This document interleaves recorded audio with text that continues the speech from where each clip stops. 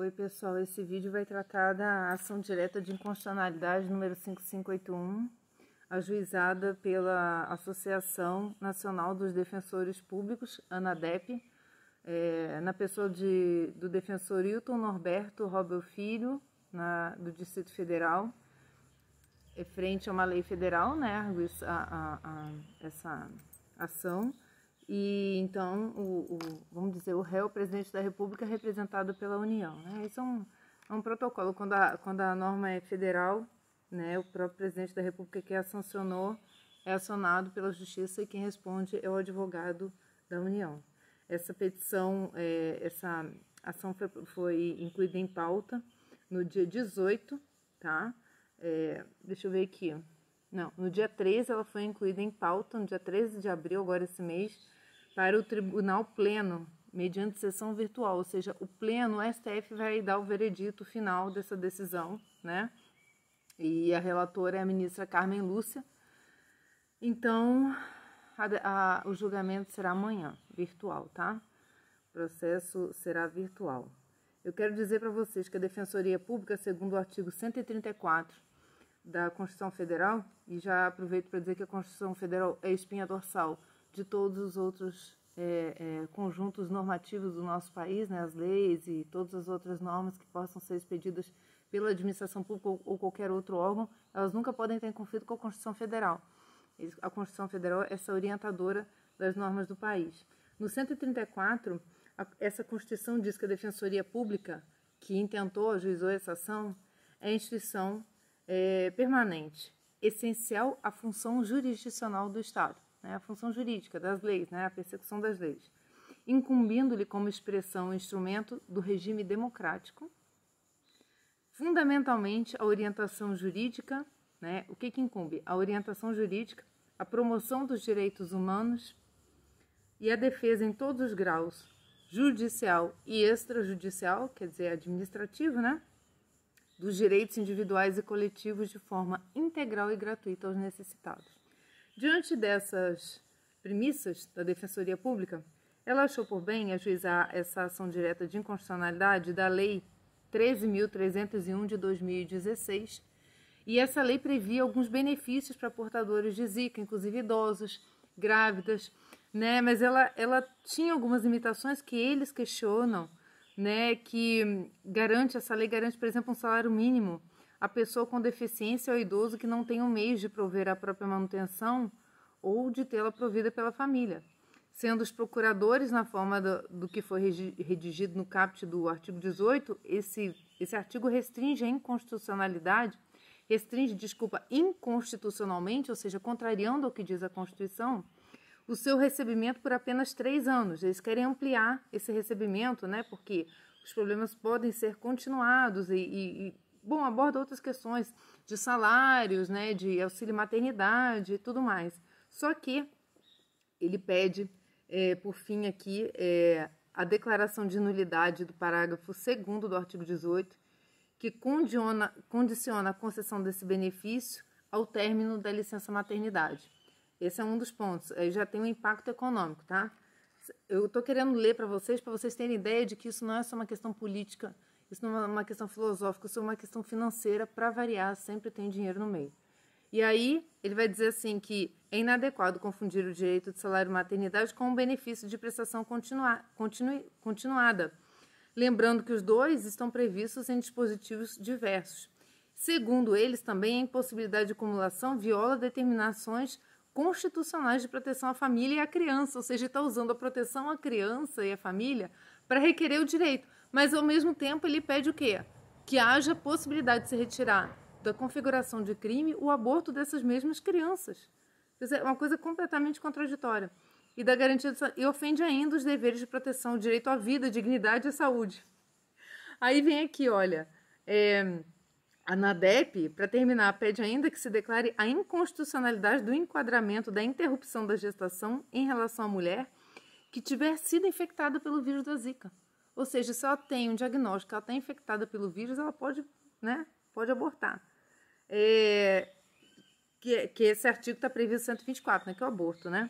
do Código Penal. Alternativamente, o pedido é de que se julgue constitucional a interrupção nesses casos, a interrupção da gravidez, ou seja, a extração desse bebê, né, a morte desse bebê, em função do estado de necessidade com perigo atual de dano à saúde provocado pela epidemia de Zika e agravada pela negligência do Estado brasileiro na eliminação desse vetor, ou seja, o Estado é culpado que o mosquito está voando por aí. Então, vamos lá contra o Estado dizer que ele tem que dizer que, pô, já que você deixa o mosquito voando, vamos matar as crianças, né? Bem lógico isso. Com a sustação dos inquéritos policiais de prisão em flagrante, quem foi pego cometendo esse ato de aborto. Olha só, então, essa ação direta de inconstitucionalidade vai ser votada amanhã. E nós, como cidadãos brasileiros, temos o dever e o direito de nos manifestar, porque é um Estado democrático, afinal de contas, né? E eu, como não podia deixar de ser nesse canal, me vale de Dom Estevão mais uma vez, porque ele, na revista 380, Pergunte e Responderemos, de 94, ele faz duas análises que eu acho importante trazer aqui para vocês. Prestem atenção. Em nossos dias, está comprovado por um estudo de um doutor, e tem vários outros doutores, mas ele cita aqui o Jérôme Lejeune, né? Está comprovado que no concepto se acha toda a programação de um novo ser humano. Ali está uma vida com características pessoais, com personalidade, com tudo mais no momento da concepção. Basta alimentar e proteger que isso se tornará uma criança, não é isso? Então, não é porque não nasceu ainda porque não é criança, já é uma pessoa. Ainda que seja do tamanho da cabeça de um alfinete, o concepto é verdadeiro ser humano. Essa nova criatura tem direito à vida, como tem qualquer pessoa inocente, ainda que seja deficiente físico ou mental, e quem pleiteia o aborto não pode combater a pena de morte sem cair em incoerência. Aliás, é mais grave matar um inocente do que matar um criminoso, né? Pena de morte não pode, mas pode matar um inocente. Mas aí, né, a questão é financeira também, né? Como eu estava lendo agora, né? Não é só uma questão meramente filosófica, né? Vê-se também que a rejeição do aborto não depende de alguma cultura contingente, né? Algo que está acontecendo hoje, né, no mundo, né? Vamos dizer que seja, no caso aqui do vírus da Zika, né? Não se trata disso, né? Não depende disso. Ou da mentalidade de clérigos da igreja, ou de religiosos, ou qualquer outra coisa mais. Ou de alguma fase da história da igreja. Ela é anterior ao próprio cristianismo. Observa-se mesmo que 20 séculos antes de Cristo, o mais antigo código de leis gerais que se conhece, o Código Sumérico, condena o aborto. 4 séculos antes de Cristo, Hipócrates, o grego, conhecido como pai da medicina moderna, condenou o aborto e a eutanásia. Para repudiar a prática do aborto, não é necessário apelar para princípios religiosos. Por isso que eu falei que eu venho aqui como cidadã também. Né? E o juramento que a gente faz na nossa profissão é algo muito sério, é uma palavra que se dá à própria sociedade. E aqui Dom Estevão cita na nota de rodapé a questão do juramento de Hipócrates, né? Diz assim, há mais de 20 séculos, os médicos dos países civilizados adotaram o juramento de Hipócrates. Ora, Hipócrates tornou a medicina uma profissão honrada, justamente por separar o matar e o tirar a vida do curar e salvar a vida. O juramento de Hipócrates diz expressamente: não darei à mulher pessário abortivo. Da mesma forma, a declaração da Associação Médica em Genebra hei de manter o mais absoluto respeito pela vida humana a partir do momento de sua concepção e, mesmo sob ameaça, não farei uso dos meus conhecimentos médicos contrariamente às leis da humanidade. Mas parece que muitos médicos esquecem disso, né? Até por questões financeiras ou que sejam filosóficas, ele se comprometeu ali em salvar vidas, em manter as vidas e não em desprezá-las, seja por que motivo for. É isso? E nós muito mais também, né? Nós que somos seres humanos, temos também esse dever, é um dever global, é um dever do mundo inteiro. Na verdade, um mal, vai dizer Dom Estevão, a gravidez indesejada, não se remedia com outro mal, a violência e o homicídio. O aborto só contribui para aumentar a cota de violência existente em nossa sociedade. Em vez de oficializar e legalizar a violência e o morticídio, devem as autoridades civis pensar em atender as gestantes a fim de que não sejam constrangidas ao aborto, que isso pode acontecer, né? Este traumatiza profundamente a mulher. Tendo dado à luz, a mãe que não possa guardar seu filho deveria poder contar com o auxílio da sociedade e do Estado para que lhe seja assegurada a subsistência e educação. É mais difícil, né? É mais fácil que eliminar o problema, né? No caso, a criança. A adoção de filhos por parte de casais beneméritos também é altamente louvável, né? Aqui vai só um leve conselho, né, de outras opções além de matar uma pessoa. Para terminar esse trechinho de Dom Estevão, ele diz que é verdade que o abortamento se tornou meio de enriquecimento em países nos quais foi legalizado e das mais diversas formas, tá? Esse enriquecimento lícito no caso da legalização ou ilícito no caso da destinação dos fetos. E eu quero pegar esse livro aqui que Dom Estevão analisa, Babies for Burning, que é Bebês para Queimar, Edições Paulinas publicou esse livro em 1977, e ele diz respeito a 2 jornalistas que se disponibilizaram a fazer uma entrevista se fazendo passar por um casal. Deixa eu pegar aqui para vocês. Um casal que queria abortar. O nome dele é Michael, Michael, não sei como é que, né, lá, Litchfield e Susan Kentish. Esses 2 estavam munidos de um gravador e dissimulando-se como se fossem casados ou namorados e foram ter a diversas clínicas e vários médicos a fim de pedir aconselhamento, pois suspeitavam estar Susan grávida. E aqui um dado importante, todos os lugares que ela passou disseram que ela estava grávida e ela não estava. Só para dizer assim, não, você tem que fazer logo, você tem que, né, todos, aqui ela narra isso. E aí diz que a Inglaterra legaliza o aborto em 4 situações, isso não importa pra gente, mas importa a consequência dessa legalização. E aí eu quero pegar, quando ele chegou um médico de uma dessas clínicas, ele se faz passar, né, olha aqui, olha, ele se faz passar por um representante de uma firma concorrente com aquela que o doutor N, que ele não põe o nome do doutor, fornecia os fetos extraídos e dispôs-se a fazer a este uma proposta comercial mais vantajosa. Eis tópicos do diálogo que se gravou entre Litchfield e o médico em questão. Agora ouçam ou não ouçam se você tem algum problema com esse tipo de narrativa, porque assim, uma das coisas que eu sempre pensei, né, se uma mãe está pensando em fazer um aborto do seu filho, vá ver vídeos sobre isso, né, veja vídeo de como isso é feito, de o que vai acontecer com seu filho, sabe? Não saia fazendo as coisas porque isso vai ter consequências para a sua vida, sem dúvida nenhuma, tá? Numa das questões dessa conversa comercial, aí nesse caso, né, de adquirir esses fetos para produtos comerciais, olha o que acontece. Ele pergunta, o repórter, quanto o senhor está vendendo? Isso depois dele argumentar, né, que assim, que ele pergunta, mas então o senhor está vendendo? Ele diz assim, o senhor que está dizendo, não estou dizendo que sim, nem estou dizendo que não, veja, desejo colaborar, mas é difícil, temos que observar a lei. Aí olha a argumentação desse cara. Veja, tem alguns bebês muito grandes. É uma pena jogá-los no incinerador, porque é a forma como a Inglaterra dispõe, né, da eliminação desses fetos ou bebês já. É uma pena jogá-los no incinerador quando se podia fazer uso muito melhor deles. Fazemos muitos abortos tardios. Nesse caso, gente, o que me deu a impressão é que joga vivo mesmo, tá? Queima vivo o bebê. Ele não faz nenhum procedimento para matar esse neném. Somos especialistas nisso. Faço aborto que os outros médicos nunca fariam. Faço-os com 7 meses sem hesitar. A lei diz 28 semanas, é o limite legal. Porém, é impossível determinar a fase em que foi feito o aborto quando a criança é incinerada. Olha como é a ação do mal, né? Só falando assim. Por isso, não importa o período em que você fez o aborto. Se a mãe está pronta para correr o risco, estou pronto para fazer o aborto. Muitos dos bebês que tiro já estão totalmente formados e vivem ainda um pouco antes de serem eliminados. Uma manhã havia 4 deles, um ao lado do outro, chorando como desesperados. Não tive tempo de matá-los ali na hora porque tinha muito o que fazer. Era uma pena jogá-los no incinerador porque eles tinham muita gordura animal que podia ser comercializada.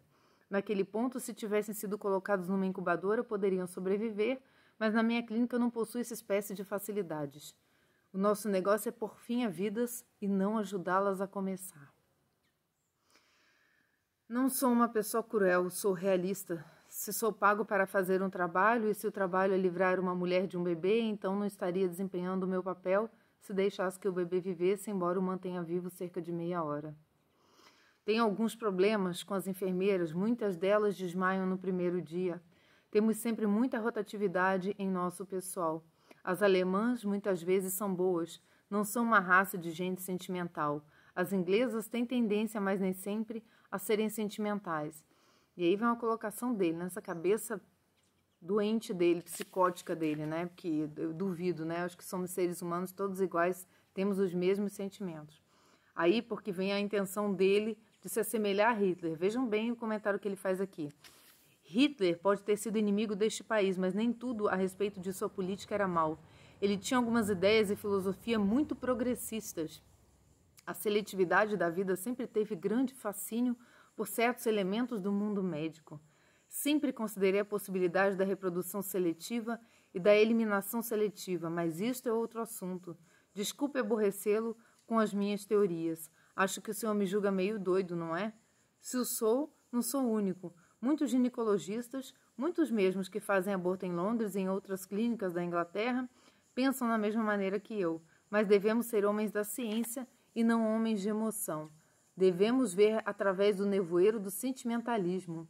A vida humana é uma coisa que pode ser controlada, condicionada e destruída como qualquer máquina. Gente, eu paro por aqui porque eu acho que a gente nem precisa ferir nossos ouvidos lendo mais isso, porque é esse tipo de doença mental, né, que esse tipo de legalização pode gerar, né? É para desejar que a experiência de outros países contribua para esclarecer aqueles que propugnam a liberação do aborto no Brasil. Esta praxe se aproxima dos costumes do nacional-socialismo, vem a ser um tipo de homicídio totalmente injustificado, que é para desejar, saibam os homens reconhecer e reprimir oportunamente. E este é o momento em que estamos vivendo agora em nosso país. Estamos reprimindo oportunamente. Não vai ser por meu silêncio que isso vai acontecer. Então eu aqui como advogada, como cidadã, por que não dizer como cristã, mas não só como cristã nesse caso, né? Venho aqui agora com minhas próprias palavras dizer exatamente o que eu sinto com relação a isso. O aborto deve ser pensado pelos cristãos sobre dois grupos: as mães que abortarão e aqueles que autorizam e executam, tá? Não somos ingênuos a ponto de desconhecer que a inexistência de uma autorização para o aborto impeça que ele aconteça. Mas faz toda a diferença quando a conivência estatal para este tipo de homicídio existe, né? Assim eu chamo homicídio porque é a supressão da vida por mãos humanas, né? Essa descrição do homicídio. Do ponto de vista da caridade, a maior virtude cristã, né? Ambos, né? Os grupos merecem incessante prece de nossa parte. O cristão é aquele que porta a boa nova, a salvação da vida e sua dignidade, o servir antes de ser servido. Somos que réplicas do coração transpassado de Cristo na cruz e por isso sua misericórdia, né, se estende no mundo. Em Guadalupe, no México, a Nossa Senhora apareceu ao povo que oferecia um sacrifício ao seu Deus de bebês recém-nascidos, e não foi pela ira que ela combateu o mal, mas pela revelação do mal, aquele povo que tem como única finalidade a sua salvação. O combate não é somente pela vida que passa, a desse neném que está passando sem ter nem nascido, mas pela que se esvai infinitamente sob o peso da desobediência, né? E da interferência diabólica em suas mentes. Não deixamos de falar isso, porque é isso muitas vezes que orienta esse tipo de médico. Querer decidir pela vida ou morte de um ser humano remonta ao início, à raiz de todos os erros. Querer ser como Deus. Só Ele pode determinar o fim da vida, pois que foi Ele mesmo quem a quis, independente de nossa limitação para compreender a permanência do sofrimento para os mais inocentes. O cristão acredita que Deus é o próprio amor e nada há no mundo que escape deste amor. Não é um amor na medida humana que gosta do conforto do retorno ou das emoções satisfeitas, mas um amor que se esquece de si em benefício da vida de seus amados. Não há outro motivo para que veneremos seu Filho crucificado que nos ensina que a maior expressão do amor é a renúncia e o sacrifício de si, que o mundo hoje não suporta viver, né? Assim renuncia o amor às mães que abortam, bem como àqueles que autorizam e executam. Todos têm nas mãos os sangues dos inocentes, esses seres vivos que, por não poderem falar, são imolados como cordeiro. Matar uma vida no ventre é repetir o sacrifício de Cristo incontáveis vezes, é matá-lo de forma atroz e fria, negar aquele que disse: eu sou a ressurreição e a vida. Me vem à cabeça as palavras de Cristo ao ser imolado. Perdoa, Pai, eles não sabem o que fazem. Cristo certamente estava vendo o castigo infinitamente maior que os esperava, e essa dor era ainda maior que o castigo que Cristo sofria na cruz. A gravidade do aborto é desconhecer suas consequências, meus irmãos. A perversidade de sua lógica é querer que só esteja vivo alguém que seja produtivo e não dê trabalho ou despesas a ninguém além do necessário. Nesse caso, ficou bem claro dessa ação direta de inconstitucionalidade, né? Se você não quer ter despesa, Estado, autorize, né, que se elimine o problema. A eugenia, tão presente nos governos macabros, totalitários, está agora atacando os fetos. Quem será o próximo da lista? Eu? Se sofrer algum acidente que me leve à dependência para viver? Você? Que tem uma doença contraída na fase adulta que te impossibilite ao trabalho e precise de recursos até do governo? Seus avós em idade avançada com problemas de saúde física ou mental? Hoje o aborto pode ser adotado como um direito. Quanto tempo será que se levará para que ele se torne um dever? Hoje o homicídio é crime. Quanto tempo será que se levará para se tornar um direito também? Se é um criminoso agressor da sociedade, o Estado protege dando necessária a sua subsistência, ainda que indigna pelos padrões carcerários do nosso país, né? E isto sim é um dever, dar essa subsistência? Porque um inocente que não fez mal a ninguém é retirado o direito de contemplar as belezas desse mundo. Por exemplo, o olhar amoroso de seus pais, né? As pessoas que não se importam em eliminar a vida de seus filhos terão escrúpulos para o que mais?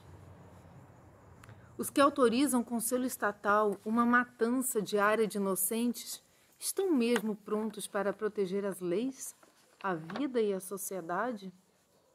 Até que ponto vai nossa liberdade? E até que ponto pode ser legalizada a maldade?